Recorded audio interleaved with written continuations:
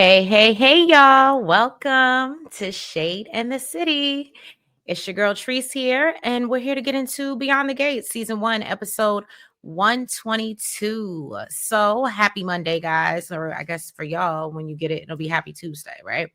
But yeah, I hope everyone had a good Labor Day weekend. And as you know, we got a repeat today of Beyond the Gates.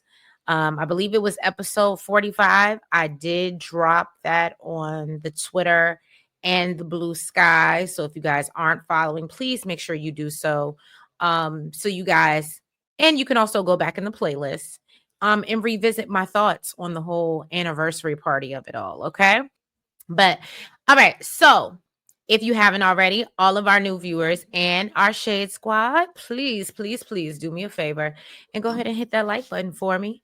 And if you are not already new viewers and you feeling the vibe over here, and can I tell you, it literally is a whole community that we're building. And by the way, we are only 11 away from hitting 2K. Y'all like bars. Okay, so please help me, us get there. All right. All right. So let's get into episode 122, y'all. And let's get shady.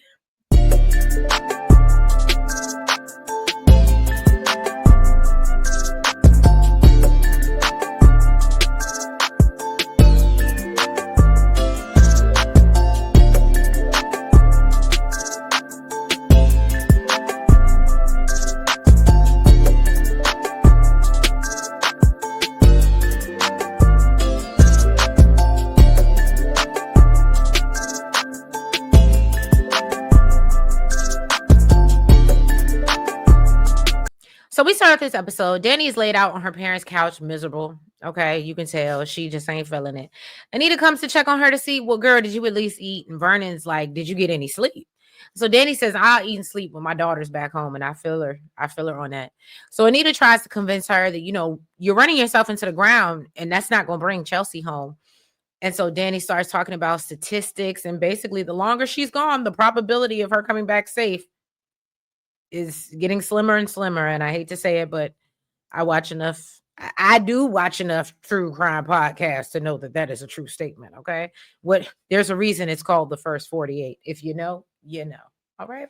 Vernon tells her that if the family relied on statistics, they wouldn't be where they are. Right. So he assures her that his friend in the FBI has law enforcement agencies across the country looking for Chelsea, and they're all very hard at work at this point. So Danny said she thought they'd be flooded with tips after her and Bill had filmed that video, but every tip has seemingly led to a dead end, right? So Naomi reveals to them that Jacob was able to get a warrant for Allison's credit card data. And then that's when the doorbell rings, all right? And Nicole goes to answer it. Bill thinks, well, Jacob's lead should lead to something, while Danny thinks, well, this is just another long shot and it's going to be another dead end, right? So he's like, oh, and so Bill is trying to reassure Danny that, Chelsea's strong. She's going to get through this. And so that's when Nicole returns. Okay.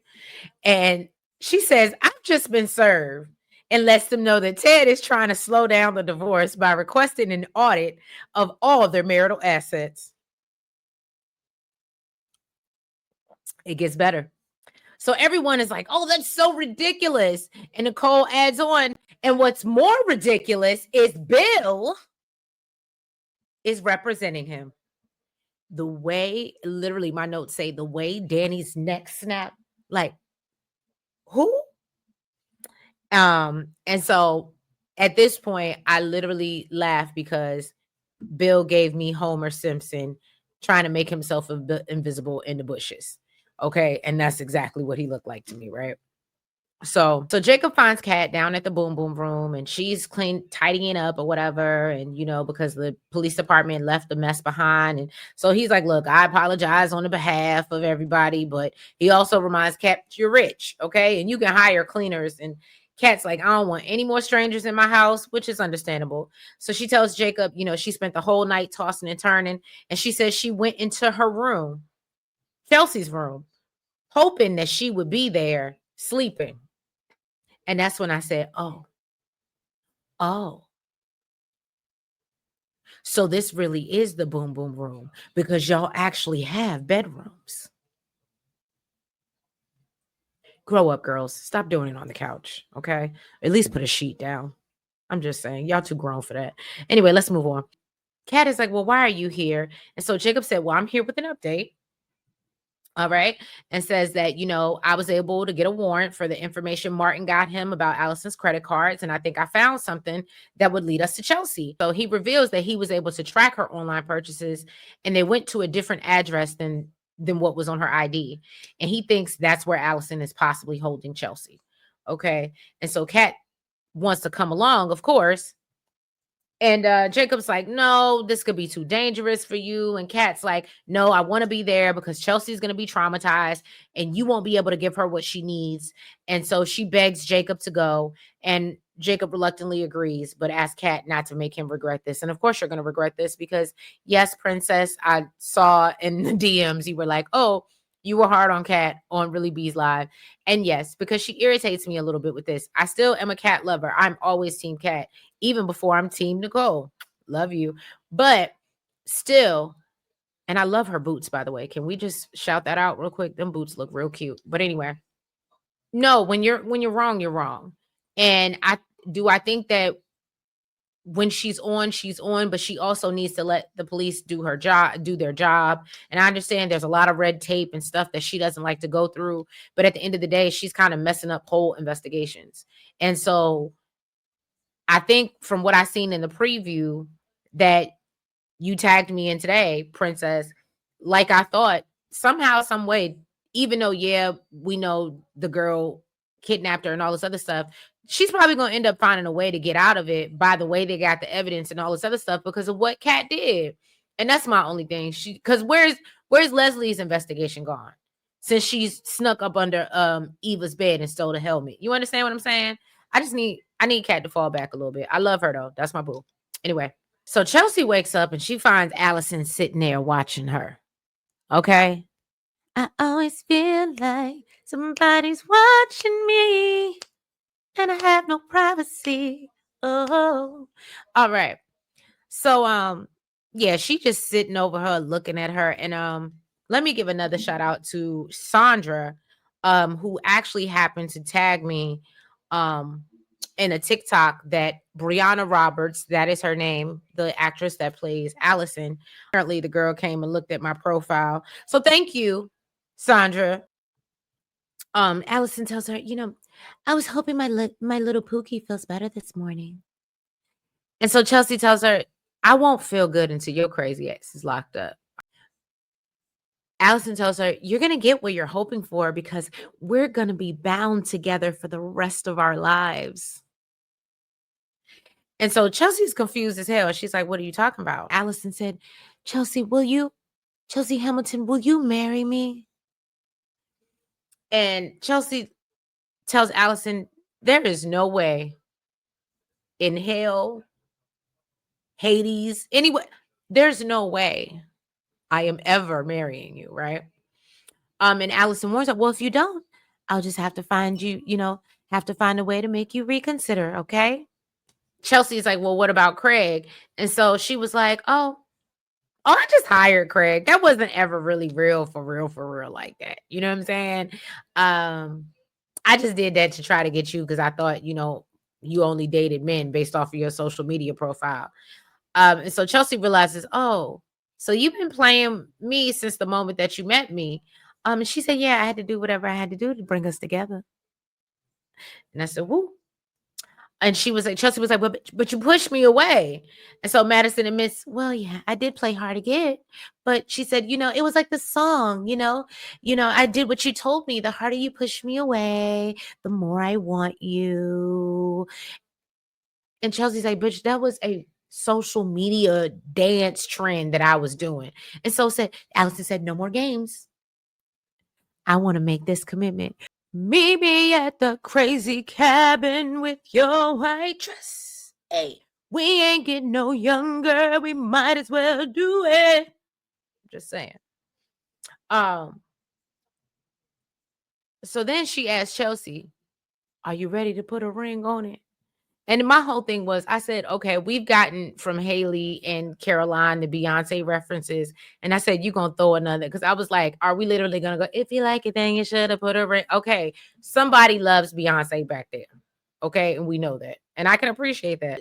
So Chelsea said, hell to the no. I ain't putting nothing, a ring on nothing. So Allison threatens to get Madison out of the picture permanently. Okay. And she lets Chelsea know, and I can absolutely make that happen. So Chelsea said, you better not get in 100 feet of Madison. And Allison said, oh, that's fine. I can still do a lot of damage from that distance. I said, oh, Jesus. So Chelsea pleads with her, please don't hurt Madison. And Allison says, well, to protect Madison, I need you to marry me, boo. That's what I need. I need this commitment. Okay. So, Chelsea tries to use the excuse, oh, this is just moving so fast. And, I need time to think about it. Allison said, well, don't get too long. Don't take too long. Allison tell her, don't take too long, baby, because we're getting married today. Today. Okay. So we see Shanice at the hospital. She's reading the news about Chelsea's purse launch when Madison comes off the elevator. So Shanice asks her if she knows anything that they don't. And Madison says no, she doesn't. And so Shanice's like, girl, why are you here? And Madison tells her, I'm just trying to stay sane. And she said, I don't believe pacing the floor back at home in my apartment will do anything to, bring Chelsea home. And so I'd rather be here with my patients, right? So she says she thinks being productive will help her settle her mind. And so Shanice tells her, well, look, let me know if you need anything. And Madison responds, all I need is Chelsea. You're all I need to get by. You're all. Should I hit the old version? Like sweet morning dew. I took one look at you. And it was plain to see you were my destiny. All right, I'm done. So Andre is down at the country club talking to Ted, and he asked him, have you talked to Nicole recently? And Ted said, nah, not after she done filed for divorce. And he said, so I've been contemplating that maybe I should go pay her a visit and offer her some support to show that I actually still give a damn. You know what I'm saying? And that's when Leslie and Eva walk by to meet Vanessa. Okay. And so Leslie is hopeful that Vanessa called because they're ready to close on this house.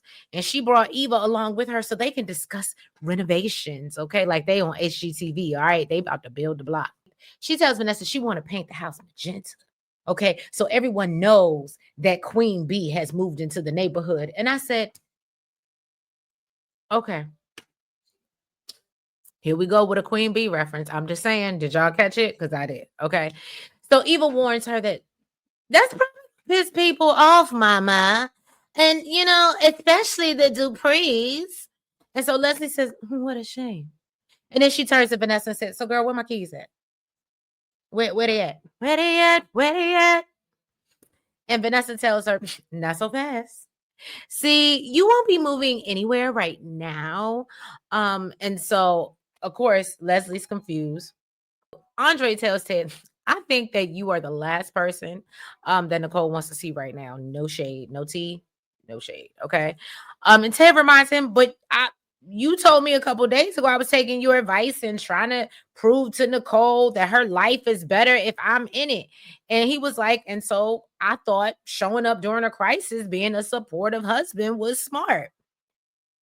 Why are you taking advice from a pick-me? Ted, you are a grown man that has been in like a 30-year, 25-year plus marriage, right? I ain't even gonna give it 30, 25 plus year marriage. Why are you taking advice from Andre who hasn't even had a real relationship? And I'm gonna tell y'all why I call Andre a pick me, because that's what he's giving lately, and it's really getting on my nerves. I ain't even gonna hold you. And y'all know I love me to clearly you look at the snapshot. I love looking at some Andre, okay? But this is not it. It's absolutely a turn off. So anyway, so Andre said, well, I think the best thing you could do to impress Nicole is find Chelsea. That really is what it is. And so he's like, and so Andre was like, well, do you have any ideas of where Allison might have taken Chelsea? Ted says his run-ins with his psycho ex have given him no insight. Okay. We jump back to Vanessa and Leslie and Eva. And so Vanessa's letting her know that the Jarvis family, which I guess is the family across the street, has accepted their offer, but they need to relocate. And so they need 90 days to do so. And so Eva, of course, you see her cheesing in the background. And so Leslie asks, well, what am I supposed to do in the meantime? And I love when Eva said, just stay in your apartment. There's no rush. Leslie said, there absolutely is. Because I need to stake my claim on Fairmont Crest ASAP. Over what Andre has said. Andre is telling Ted, like, I want to update my advice. And Ted said, well, what? Has something changed between Nicole and Carlton? Did you know something that I didn't know? And Andre said, no, not that I know of. And he said that, my perspective has changed, Uncle Ted. He said, when I encouraged you to go after Nicole, I was wrong. And he explains that, now that Ashley has gone back with Derek, and even though that hurt like hell, to be turned down by something that was bland with no seasoning. He said, I can now offer the support that Danny needs. That is giving pick me energy. PME. Okay? And it's not attractive, Andre.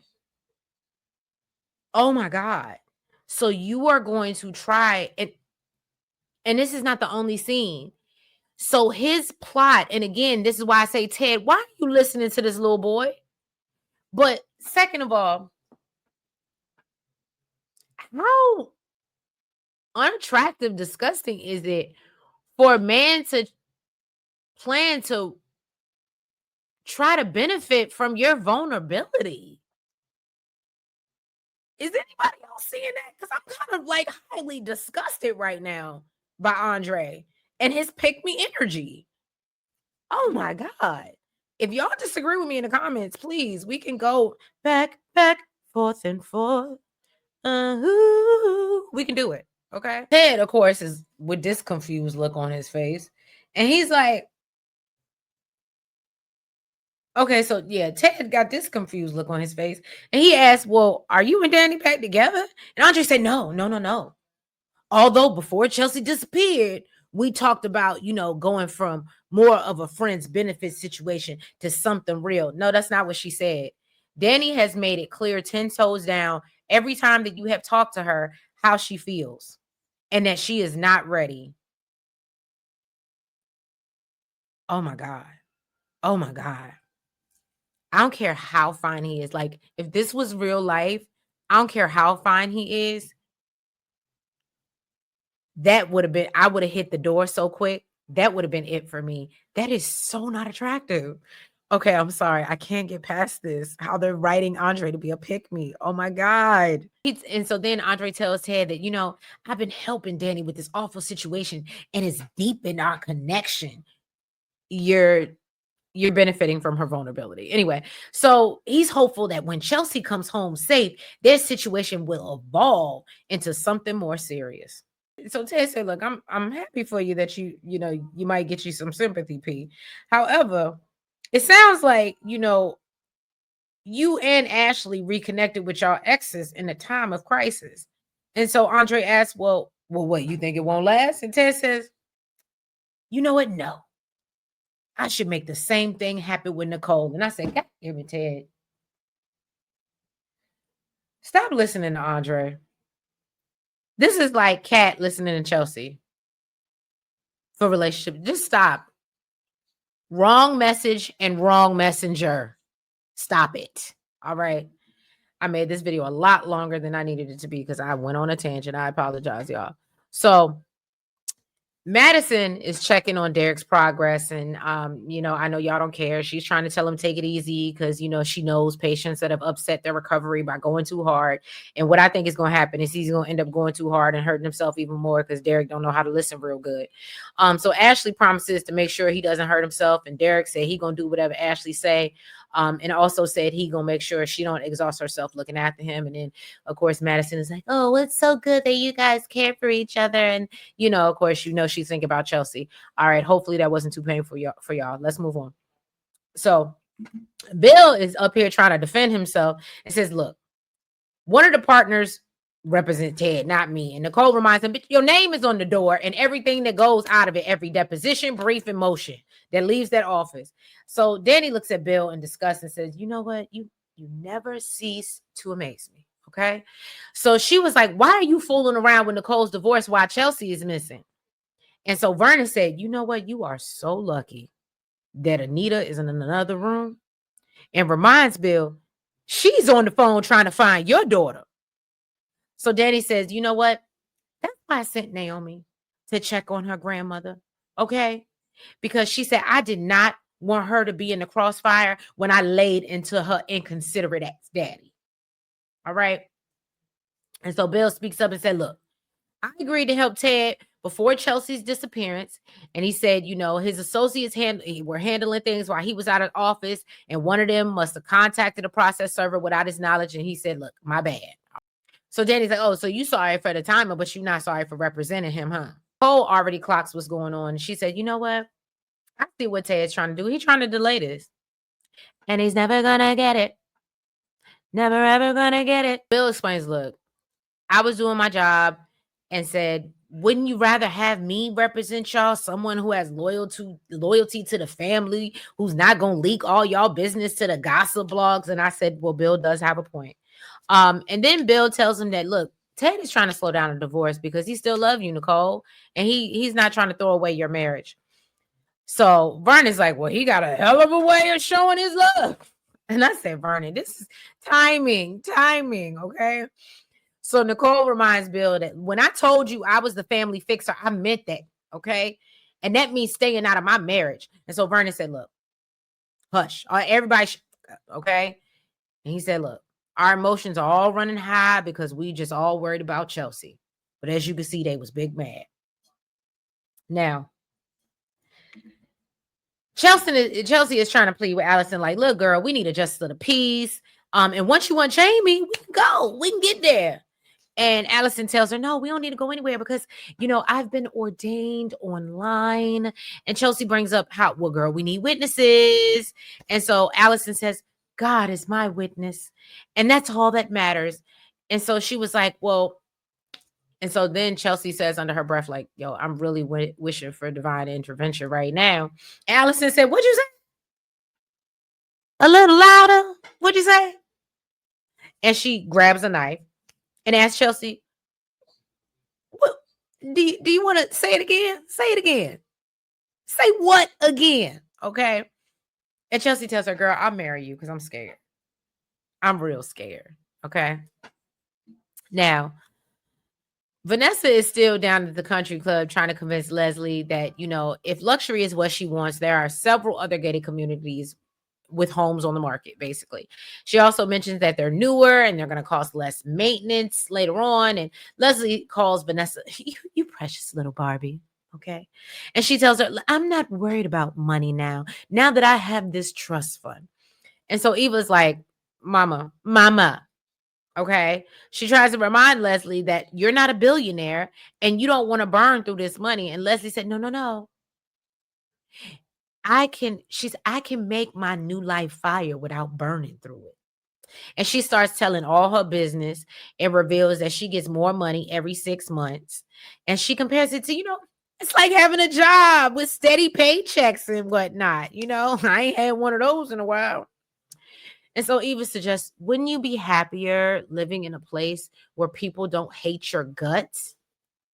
And she was like, maybe you'll be able to make some friends. And Leslie gonna look at her and say, I have friends, Jan and Mona. Eva said, look, friends that actually want to talk to you. Okay. Eva asked her, what does Fairmont Crest have that no other community does? And of course, Leslie looks over and Tiny Ted. So Jacob and Kat, I guess, have come from searching the place where they followed the address to. Now, Jacob advises Kat, take your own car to your grandparents while I stop at the station. And he's like, I really don't want to go back to, your grandparents' house with nothing. And Kat tells him, well, it's not actually true that she don't have nothing. Okay. And so Jacob says, well, after the picking the lock, getting the house that they thought Allison was in, it was empty. He talks about there was nothing out of the ordinary. And so finally, Kat said, well, there was something. And it's something I need to tell you. Okay. And then she shows him a key. All right. And she said, I found this. And it's to a storage unit that I found in like an empty, shack or whatever on Allison's, property. And so Jacob was like, why would you be removing evidence? And so Kat says, well, I stayed outside. I did what you told me to do. And, I planned to give it to you when you got back, but you were on the phone with the station. And so she's like, I'm so sorry, Jacob, if I messed up the chain of evidence. And then she gives him the key and tells him, we don't have nothing. And we at least have a place to search. And so Jacob wants to know, well, what do you mean by us? And so Kat, then all of a sudden that little voice went away. Well, who found the key in the first place, Jacob? And I said, see, this is why you can't follow that baby voice when it comes from Kat, because it's not sincere. And so Jacob tells her, you know what? Well, we better get going. And I said, and you fell for it. And you just gonna keep letting her mess up your investigations. And that's why I don't think you will fall in any higher ranks in your career, Jacob. And Kat, we really need to see you be in somebody's PI class, because I'm tired. I'm tired, child. We need to see you do something with all these skills you got so you can learn how to do it the right way. Okay. Now, Allison is like, we need to get ready for our wedding. Okay. And Chelsea tries to convince her, well, let the cuffs off. So, I basically, I need to glam. You don't want to marry me all looking all busted. Allison said, oh, but you're always beautiful to me. And so Allison said, but no worries. I got what you need. I always know what you need. And she goes and get a little makeup kit. And she says, your face is going to be beat to the gods. And I said, I know Chelsea wants to go to God right now. But anyway, and so she puts some lipstick and a veil on Chelsea, telling her, I got what you want. Got what you need. Can I get another shot? This time I'm going to make it. Hey. Okay, I'm sorry. And then this crazy woman, right? She turns on the wedding march, y'all. This is what really threw me. Okay. She turns on the wedding march. Okay. And starts to officiate her own wedding. God bless the child that's got its own. All right, let's move on to Shanice and Derek and Ashley. Two people y'all don't care about. We love Shanice over here, okay? So Shanice and Ashley observing Derek doing his PT. He's pushing himself too hard as usual. What's new? Shanice basically tells him listen to his body and not push himself. Once she leaves, she turns to Ashley and said, make sure he follows my directions or whatever. So Ashley said, well, he don't listen to you, only listens to you, so I don't know. So Ashley is like, look, can you stop? You heard what Shanice said. Can you stop doing too much? And he's like, no, you make me want to be my best self.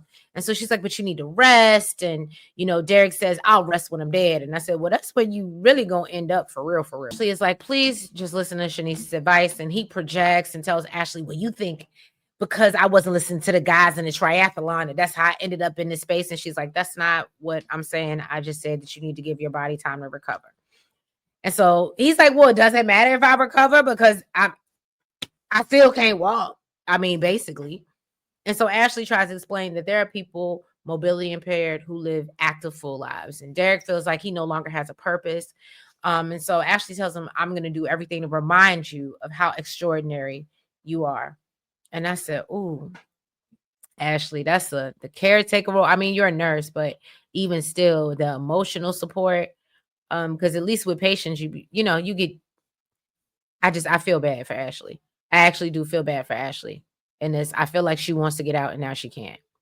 Um, so Leslie is upset after Vanessa burst her bubble, and she's complaining about being stuck at her apartment in the next few months. Eva tells her, "Well, you should trust my money and do a little retail therapy." And so, of course, this makes Leslie a little happier, and she plans to find a new pickleball outfit. So she brings up, how it's sad Jan and Mona want nothing to do with her anymore, and says, she could have given them guest passes and they could have, come to the country club and play with her. And so as she walks out, she sashays past Ted.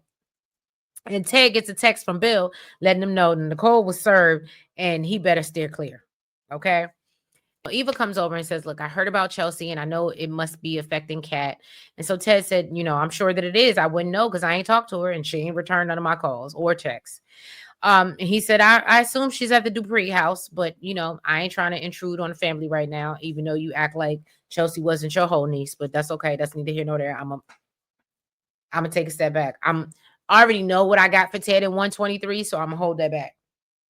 I'm gonna hold that back because I already did enough on Ted and Andre, and we don't want this to go over hour because I'm just digging in Ted's ass. Okay. So Eva tells him that Leslie's plans to move hit a snag, and she wants her to keep her from ever buying that house because it will only lead to trouble for everyone, including her mama. Okay. And Ted agrees, but he said, "I don't know what I'm supposed to do." And so Eva said, "Well, you're the only one that can talk to her. You're the only one that can talk her out of buying the house because she craves your approval." And Ted thinks, well, if he could, then Nicole would be grateful. And I said, I feel like you and Andre are like, when it comes to maturity level, even though you're older, Ted, uh, it's giving neck and neck. Okay. Now, Vanessa goes by the Dupree house to share the news with the Duprees that she was able to keep Leslie out of the house across the street for a few months. And Danny and Bill are both give Vanessa her props for using her real estate powers for good. Okay, Vanessa, shout out to you. I was a little hard on you. I still don't like you, but we okay. We cordial. Okay, respectfully. All right. So Vernon said they shouldn't waste a moment on Leslie while Chelsea is missing. He was like, "I ain't got time to talk about this." So Danny asked if there's anything more that she can do to keep her away for longer. And she tells her that, it has to be something legally that they can do. And Bill could be the one to find it because, that's what he do, contracts, and he's a lawyer, right? And so Bill tells her, well, Bill's like, "Well, my dealings with Leslie ended when I threw her out yesterday." Okay. And Danny reminds him, no. You owe this to Nicole. You need to make it right. Danny reminds him that basically the only person that's going to suffer is Nicole. Well, Danny said she'll be the one to suffer if Leslie is in her face, and said, "I can relate to how that feels because I got 4-H running around this mother." Okay. And so this is how you can make it up. And so Vernon strongly advises. I love when Vernon looked at Bill and said, "I strongly think that you should take Danny's advice." Okay. Now, we see Andre. Here we go. PME. Andre shows up at the Dupree house and he starts out with, how things have been indefinite between them. And Danny said, "I cannot get into that right now. My daughter is missing." And I said, "Thank you. Thank you."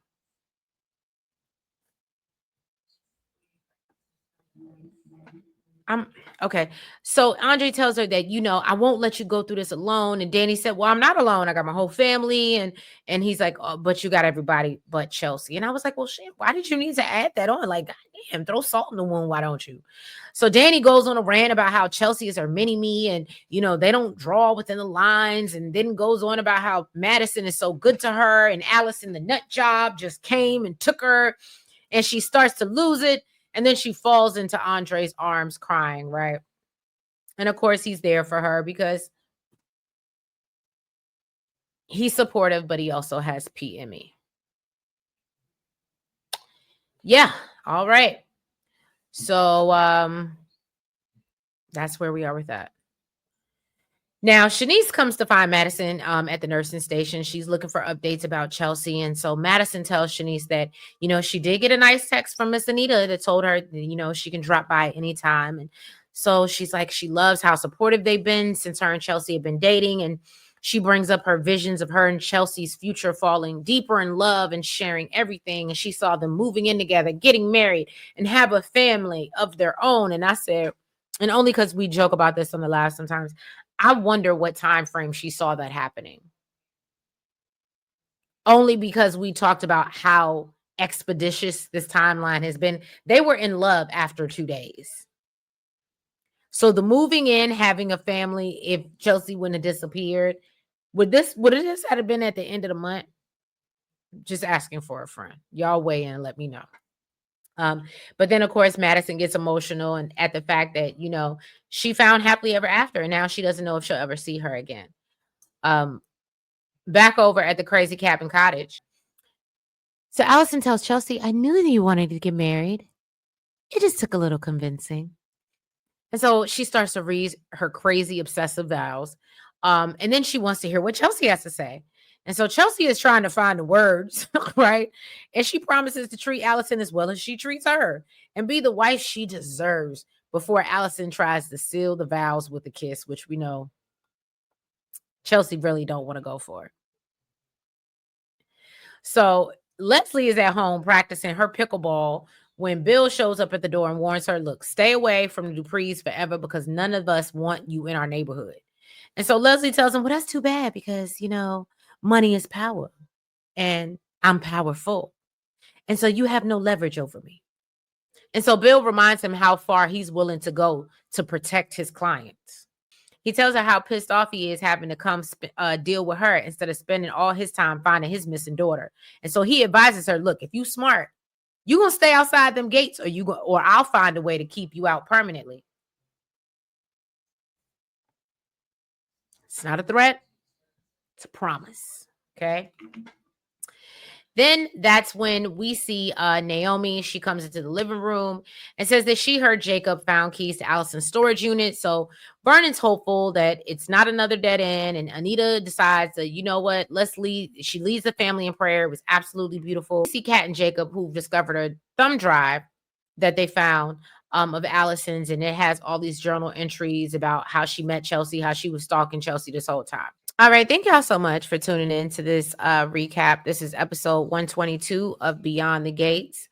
If you guys have not already, please do me a big favor and go ahead and hit that like button. And like I said, we are only 11 subscribers away from hitting 2K. So if you could do us a favor and please subscribe if you're liking the vibe. Okay. And yeah, y'all make sure that you hit the notification bell so you know when all the things are dropping. And follow us on all the platforms, the TikTok, the Twitter, the Facebook, the IG, the Blue Sky, and the Lemonade. And I feel like I forgot something. Well, I already said comment, but y'all do that already. I don't even feel like I need to say that no more because y'all already know the assignment. So I appreciate y'all. But yeah, y'all, I will catch you. Like I said, I'm pacing myself. I'll give y'all 123 tomorrow. Check the community board for links for the older ones. Check the playlist for 45, 46, and all of those that they're replaying. And yeah, go back and listen to my thoughts back then because I wouldn't say a lot has changed, but you know what? I think what I'm going to do this week is I'm going to go back and watch what I said. And I think what I'll do is I'll do a live and with those that have went back and watched like a rewind. And I want to see how much our thoughts have changed since the anniversary party and how we feel, right? Maybe I'll do that because I miss y'all. I do be missing y'all. I ain't even gonna hold you. That's the only reason I'm up here recording these. But anyway, I love y'all. Have a great day. And I'll catch y'all tomorrow for 123. Bye-bye.